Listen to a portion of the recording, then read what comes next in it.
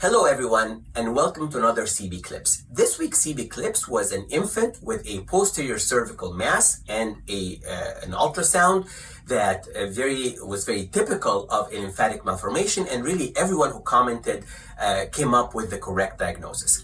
The question is what to do about a lymphatic malformation that is diagnosed very early or at birth.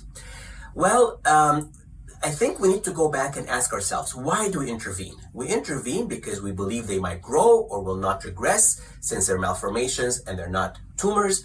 And the second reason is we're concerned that they might cause symptoms.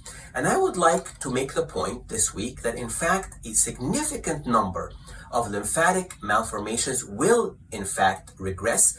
And it's interesting, it's the ones diagnosed late in gestation or present immediately at birth that tend to regress the most. The second issue is the issue of symptoms. And if you look at large series of patients with cervical lymphatic malformations, the number of patients who present with acute symptoms is extremely low.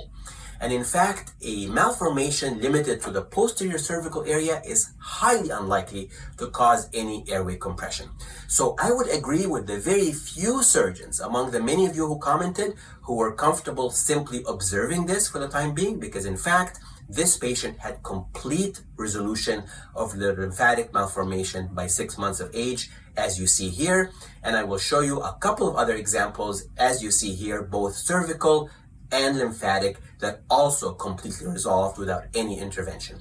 And so this was really the point of this week's CBCLIPS. Thank you, and until another CBCLIPS.